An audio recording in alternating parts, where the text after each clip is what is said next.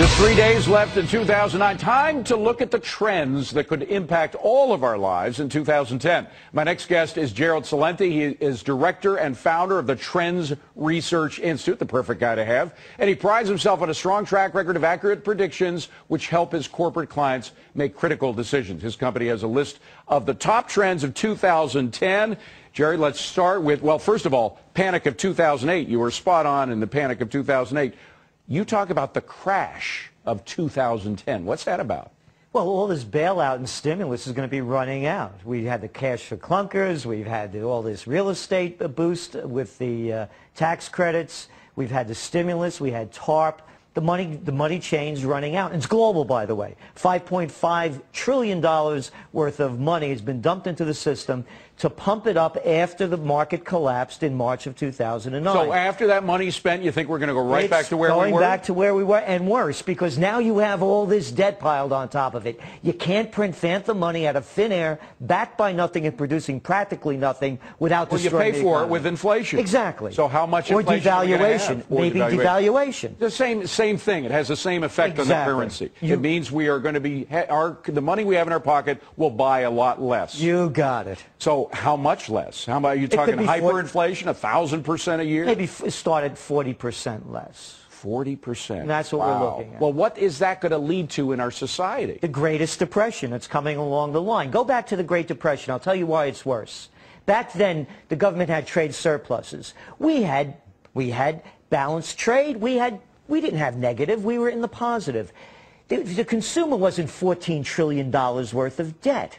It's a whole different story. And back then, when we got out of the Depression, what got us out? World War II, a manufacturing capacity. We don't have that anymore. Productivity right now is so much greater, infinitely greater than it was back then in terms of what computers can do. We're not going to have a dust bowl because we have the GPS systems that allow farmers to farm in the right way and everything. We don't have the productive capacity. We were a manufacturing giant back then. Now everything is coming from somewhere else. So we rebuilt the world during the war and after the war. But that's only a problem if we have protectionism, which you say we are going to start to have. It's already happening. We see tariffs on Chinese tires, on tubing. Over 200 trade barriers have been put up around the world. As economies decline, trade barriers are going to go up. Not made in China is going to become a mantra in the not-too-distant future. So we're going to have the kind of protectionist barriers that, because we don't have a manufacturing base anymore in the United States, are going to lead to shortages, terrible shortages here in the United States. That could very well happen. Now, what about immigration? You suggest that we're going to have immigration problems as well as the unemployment goes even higher than 10%.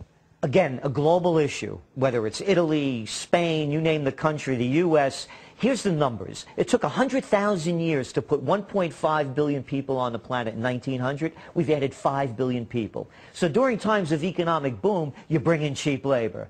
Now it's economic bust. They want the labor to go home. So you're going to see anti-immigration become a major political issue worldwide in the developed nations, and also the genesis of a new third party in America. Which party will that be? We don't have an anti-immigrant party, or no, what? It's going to have a number of.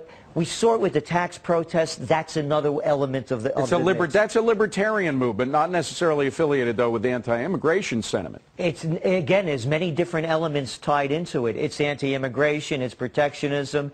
It's against big corporate. It's against foreign entanglements. It's against the Fed. It's against taxation without representation. So we are going to have a real third party that is going to be a contender with the Republicans and the Democrats. We believe so. And just for a little track record, I came out with a book, Trend Tracking, back in 1988.